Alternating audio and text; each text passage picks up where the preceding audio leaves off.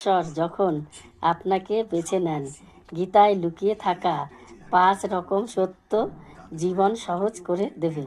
গীতায় বলা হয়েছে, যেদিন ভক্তিতে তোমার স্বতঃফুলিত ভাবে লীন হতে শুরু করবে, সেদিন বুঝে নিও তুমি ঈশ্বরকে বেছে নাওনি, ঈশ্বর তোমাকে বেছে নিয়েছে।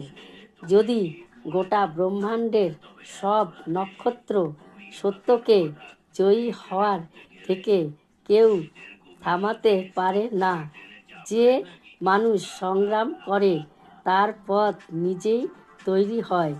আর মনে রেখো, মূর্খকে কখনো ভুল করে জ্ঞান দিতে যেও না, কারণ সে জ্ঞানকে অপমানই করবে। মানুষের স্বভাব বড় অদ্ভুত, মৃতের জন্য কাঁদে আর জীবিত মানুষকে কাঁদায়। সত্যই বুঝে নাও, জীবন অনেক সহজ হয়ে